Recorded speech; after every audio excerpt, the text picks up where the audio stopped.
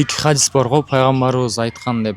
Адатта адамдар, эркектер аялдардын сулуулугу үчүн, ата теги үчүн, иманы үчүн, дини үчүн деген. анан ошол үчүн үйлөнөт дешет. Мал мүлкү Силер үчүн дагы. имандуусун тандагыла дейт. Экинчи хадис бар.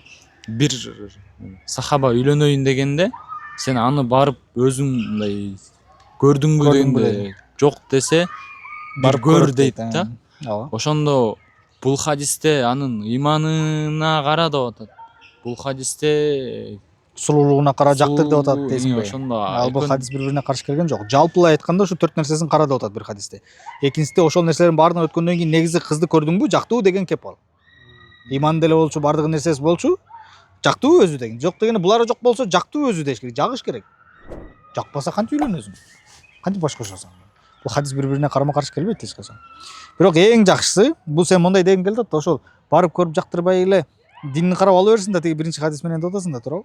Жок, ал өзү көрбөсө кантип анын диндар экенин каяктан билет? Жактыруунун ичинде көп критерийлер бар да. Диндарлыгын жактырасың, сулуулугун жактырасың, акылдуулугун жактырасың, билимин жактырасың, мисалы үчүн. Көрмөйүнчө билинбейт ал. Көрүшүң керек, жолугушуң керек. Сөзсүз жолугуп үйлөнөсүң. Жолукпай үйлөнгөнгө болбойт. Анткени эртең сен күткөндөй болбой калышы мүмкүн, ажырашып кетесиң. Көр дегендеги. Мындай да суроо келиптир. Апасынын баласы же болсо, маминкин сыночек деп коет го. Ушул неден келип чыгат? Анан ата эненин бул учурда ролу кандай деп. Маминин сыночек каяктан келип чыгат? Жана апасынын баласы деген каяктан келип чыкканы? Апасы болушчактыктан келип чыгат. Бизде кыргызда энеси болушчактын баласы ыйлак дейт. Энеси бүт нерсеге болушуп, мен айткандай болосуң, мен кийгизгендей кийесиң, мен жүргөндөй жүргөсүң деп чектен ашча муксаган. Балага ыктыяр бериш керек. Бала жана туура эмес нерсеге кадам таштамайынча өз ыктыяры менен кылыш керек. Түшүндүрүп алдыңбы? Туура эмес жака кадам таштамайынча туура нерселердин ичинде өзү тандап кылыш керек. Ошондо эртең жашоодо дагы тандай алат ал. Эгерде сен мен айтканды кийесиң, мен эме кылгандай жүрөсүң, басасың десең, эртең ал чындап сенин акылыңсыз, ошол эненин акылсыз эч нерсе кыла албай калат. Чындап ошондо мамина сыночек болуп атат. Керек болсо эркек бала, мисалы үчүн бир жакшы эме чыкты го, вайн. Баласы мектепте жаш балдар менен кичине жакалашып урушуп кетсе, апасына чуркап келет. Чуркап келсе не дейт апасы? Биздин апалар азыр, мисалы биздин жаш келиндер чуркап түшүп, тигини журмалап, бакырып, өкүрүп кетиши мүмкүн да. Бул болжолду 10 жаштагы балага. Не дейт? Апасы унаада карап туруп, балам дейт, сен эркексиң дейт. Өз маселеңди өзүң чеч, мен могу жерден күтүп турам. Чечип анан кел дейт. Баласы чуркап кетет да, анан тиги менен төпөштөшүп, эсептешип, эркекче мындай айткандачы. Мен буга үндөгөн жокмун, болгону жакшы тарбия да. Эсептешип, кулап, боп-боз чаң болуп, бирок эсептешип, эсебин бүтүрүп анан кийин келет апасына. Эң жакшы тарбия.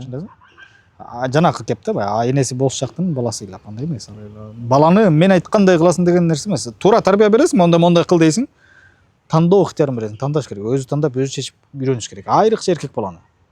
Менин сөзүмдөн чыкпа деген бала мокок, коркок, алыска көзү жетпеген, чече албаган, бирөөнүн сөзүн тыңдаган, бирөөнүн сөзүнөн чыкпаган, кыскасы аябай эме болуп калат да, мындай айтканда.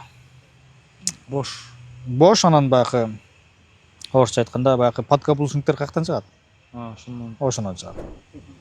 Энеси менин сөзүмдөн чыкпа деген да, эртең ал үйлөнгөндө аялынын сөзүнөн чыкпайт, болду. Ал аң сезимине сиңип калат. Не сиңип калат? Анын көрсөтмөсү менен жашаш керек. Ал эркек эч нерсени чечпейт өзү. Эркек өзү чечиш керек бүт нерсени. Кылам дегенин кылып, кылбайм дегенин кылбайм. Ушу менен эркек. Ошо менен бир жакшылык кылат эркек. Болбосо максаты мен аялдан эч нерсе кеңеш алба деген жерим жок. Кеңеш алышың керек. Кээ бир жерде биздин акылыбыз жетпей калат, бир нерседе тажрыйбабыз болбой калат, аялыбыз билип калышы мүмкүн. Ошондойло аласың. Көпчүлүк нерсени өзүң чечишиң керек. Аялдын сөзүн эле кечке тыңдап отура берүү, ошонун сөзүнөн чыкпоо бул эркектик сапатты жоготот. Орустарда кеп бар, билесиңер. Аялдын сөзүнөн чыкпаган адам менен эркек менен келишим түзүлбөйт дейт. Оор нерсе бул.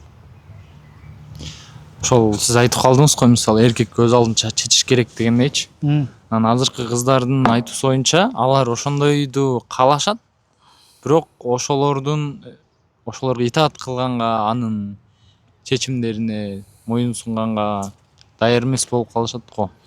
Ушундай да, мындай карасаңар. Неден кабар берет? Эме логикага сыйбаган нерселер аябай көп да, мисалы айрыкча аял затында. Мен максат аял затыга бир капа кылгым келбейт, бирок ачуучундук да. Мындай кеп айтышат да. эме апасынан мени коргосун дейт. Эже карындашынан мени коргосун, чечкиндүү болсун дейт. Өзү чечсин дейт да. Ушинтип айтат. Мени коргосун, өзү чечсин, өзү эме кылсын дейт. Анан экөөнүн мамилесинде ал чечсе эркек мага баш ийбей айтат дейт да. Мен айтканымды кылбай айтат дейт. Мындай логика каякта, акыл каякта? Түшүндүрө алдымбы? Апа ата энесинен коргоп өзүнүн айтканын кылыш керек экен бала. Экөөнүндө бир маселе болот го. Ошондо да өзү кылыш керек да ал эме эркек. Өзү чечкен болсо, жок сен мага макул болуп айтасың, менин көңүлдөрүмчү дейт. Түшүндүрө алдымбы? Ата энесинин көңүлү эмне болот? Эже карындашынын көңүлү эмне болот? Ошого ушундай кызык нерселер бар. Баягы менин бир ролигимде айтып бердим эле го. Аял затыга ушундай бир суроо, татынакай суроо да. Баардык аялдар каалайт аябай эме болсун. Кыйын эркек болсун, күчтүү эркек болсун, тестостерону бийик болсун дейт. Ал эми тестостерон бийик эркекке тийип туруп, анан эмне кылат? Тестостеронду төмөн түшүрөт. Кантип төмөн түшүрөт? Мокок кылат аны. Укпайт. Ал ар бир чечимди ага калтырбайт. Бүт чечимди мен чечем, сен ага макул болушуң керек, менин көңүлүм дейт. Аны сен тестостеронду түшүндүңбү? Ошо түшүрдүң ошол. Мындай айтканда эркектик сыпатын түшүрүп атасың. Эркек качан өзү чечип үйрөнгөн сайын ошончолук өсө берет. Өзү чечип айткан деген болуп турса. Албетте аялы менен кеңешип, бирок чечими эркек тарапта болуш керек. Булар эмне кылат? Тет тестостерону бийик эркекке аябай бүт нерсени өзү кылып, өзү чече турган чечкиндүү эркек дейт да. Чечкиндүү эркек экөөнүн мамилесинде чечсе макул болбойт. Менин көңүлүм тебеленип калды. Анда тестостерону бийик зыңкыган эркек издебейт анда. Не десең, кандай хоп майлы деген жигитке тиги анда. Анан эртең кайгырба мени бакпады деп. Ответственность албай атат. Ара жолдо калтырып кетти дебегин. Булар калтырып кетиши мүмкүн. Жанакы өзүнүн сөзүн бербеген, сени эме кылган, такылдап, тарсылдап турган кыйын жигиттер ал сени эч качан ара жолдо калтырып кетпейт. Бирок ар дайым өзү чечет. Ал чечимдер балким сага жакпайт, балким жагышы мүмкүн аялга. Ушуга улай эле дагы бир суроо бар экен. Үй бүлөлүүлөрдөн окшойт. Кайнене келин маселеси эркек же аялына же апасына тартаарын билбей калса эмне кылыш керек? Кайнене келин маселесинде эркек Же аялына тартар, же апасына тартар. Эркек ар дайым энесине тартыш керек. Башка эме жок, вариант. Эмнеси приоритетте?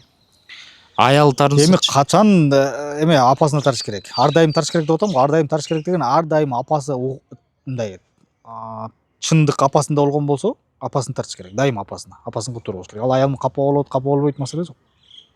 Биздин бейишибиз энебиздин таманасында, башка вариант жок бул жагында. Адилет Кыргызчада ушундай, динде деле ушундай. Улуттук балыкта деле энебизди ыраазы кылабыз. Эме энебиздин көңүлүн табабыз. Динде деле ошол. Ал эми кайсыл бир учурда болот да, кээде энелер деле чектен чыгып кетет. Адилетсиз кылып, күнөөсүз аялын эмес, аял келин күнөөлөйт. Мисалы жемелеген энелер бар, кайнелер бар. Төпөштө урган кайнелер бар. Менде да болду бир окуучулардан. Кайнеси кадимде аялын сабайт, төбөсүнө чапкылап урган кайнелер болду. Ошондой учурда адилеттүүлүк болуш керек. Бул жерде эркек сылык жеткириш керек. Бул жерде апасына эгерде ошол учурда сөз кайрыганы бул мындай орой деп эсептелбейт. Албетте адеп акылаксыз жок. Болбойт. Буну качан мисалы үчүн апасынан кетип аткан чакта деле аялдын көзүнчө апасына болбойт. Аял жок кезде апа, бул жерде турган суук калды. Бул жерде мына келиңиздин мындай күнөөсү жок эле. Бул жерде сиз бир аз ачуулдандыңыз, же сизден бир ката кетти деген сыяктуу билбейм айтор өз тили менен урматсыздыгын сактап адилеттүү кылыш керек. Ал эми келиндин көзүнчө апасына атырылуу эмне болот бул? Бул аял менен эме келин менен кайненин ортосунда дагы да эмен ажырымды дагы конфликтти, келишпестикти дагы да чоңойтот. Эркек ортодо дипломат болуш керек. Актер болуш керек. Орой айткандачы. Апаңды да ыраазы кыласың, келин аялыңды да ыраазы кыласың. Ошол себептен дагы Аллах Таала эркектер аялдарды камсыздайт, каржылайт, коргойт, тилин табат, карамагына алат деп айткан Аллах Таала. Бекерден эмес да. Аялдардын арасында апаң бар, карындашың бар, эжең бар, аялың бар, кызың бар, толуптур аял зат бар. Ошонун баарын көңүлүн табыш керек эркек. Капа кылбашың керек бардыгын. Кандай кыласың, көңүлүн табышың керек. Эч качан бирөөнө биротоло тартып кетпейсиң. Бирок биринчи учурда дайым энең турат. Ар дайым апаң турат.